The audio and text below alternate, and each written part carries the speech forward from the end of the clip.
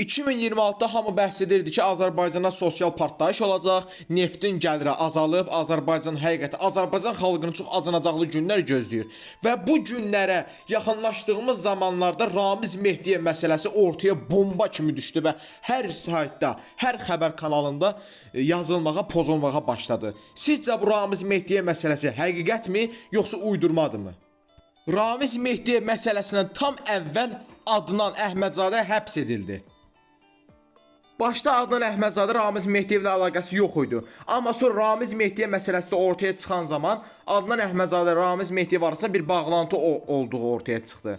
Bu necə? Adnan Əhmədzadənin nəzarətində olan şirkətlərin biri vasitəsilə Ramiz Mehdiyevin nəvəsinin Dubaydakı şirkətinə müntəzəm olaraq ümumilikdə 70-80 milyon ABŞ dolları civarında pul köçürmələri aşkar edilib. Və nəticədə Adnan Əhmədzadə 4 ay həbs edildi. Və onlara çox qarşı ciddi bir ittiham irəli sürülür. İqtisadi cinayət, Ramiz Mehdiyev məsələsi ilə əlaqə. Görək bu məsələnin axırında nə olacaq? Özümüz də çox yaxşı bilirik ki, Ramiz Mehdiyev məsələsi ilə bağlı Əli Kərimli həbs edildi və Əli Kərimlinin həbsinə Hafiz Hacıyev belə fikir bildirdi. Hafiz Hacıyev Müasir Müsavat Partiyasının sədri Hafiz Hacıyev Əli Kərimlinin əvvəlcədən həbs ediləcəyini iddia eləmişdi. Onun Ramiz Mehdiyevlə əlbir olduğunu söyləmişdi. Yəni bu həbsə o yaxşı baxır. Elşad Musayev isə Əli Kərimlinin həbsinə belə fikir bildirdi. Elşad Musayev şərhində dedi ki, AXCP hakimiyyətə gəlmək naminə istənilən qüvvə, o cümlədən Ramiz Mehdiyevlə əməkdaşlıq etməyə hazır olub. Elşad Musayev iddia edib ki, bu əlaqələr Mehdiyev və Kərimli şəbəkəsi və üçbucağı çərçivəsində mövcud olub və məqsəd ölkədə vəziyyəti qarışdırmaq, hakimiyyəti zorla ələ keçirmək olub. Razi Nurullayev isə həbsə belə fikir bildirib. Razi Nurullayev iddia edir ki, Ramiz Mehdiyev vaxtilə CİV müxalifətini özü yaradıb və Əli Kərimlinin rəhbərlik etdiyi AXCP Mehdiyev üçün hakimiyyətə təzyiq aləti rolunu oynayıb. Sərdar Cəlaloğlu isə həbsə belə fikir bildirib. O deyib ki, Əli Kərimli ilə Ramiz Mehdiyev arasında gizli və dövlətə xəyanət xarakteri daşıyan əməkdaşlıq real imiş. London pulları iddiası. O Əli Kərimliyə Londondan 500 min dollar göndərildiyini iddia edən şok açıqlamalar verib. Ramiz Mehdiyevə xəyanət iddiamı. Sərdar Cəlaloğlu Ramiz Mehdiyevi Azərbaycan xalqına xəyanət etmiş adam adlandırıb. Əli Kərimlinin fəaliyyəti. O qeyd edib ki, Ramiz Mehdiyev işdən çıxarıldıqdan sonra Əli Kərimlinin fəaliyyətində qəribə fərqliliklər müşahidə olunub. Deputatların istintaqa çağırılması tələbi. Cəlaloğlu bəzi deputatların da Əli Kərimli ilə əlaqələrinə görə istintaqa çağırılmasını tələb edib.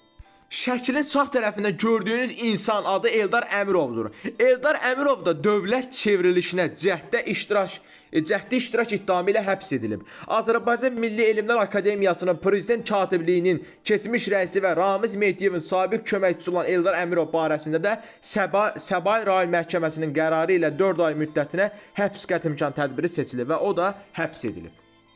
Ramiz Mehdiyevin isə belə bir cümləsi olub. 2003-cü ildə Heydər Əliyevin cansız bədəni Cleveland xəstəxanasında saxlanılarkən İlham Əliyev qorxusundan ölkədən qaçıb getmişdi.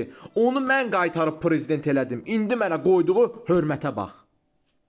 Bəs digər yerdə qalanlar, digər insanlar, digər müxalifət qüvvələri, üzr istəyirəm, dırnaq arası müxalifət qüvvələri niyə haqqında araşdırılma aparılmır? Çünki onlar da zaten Ramiz Mehdiyevin adamıdırlar.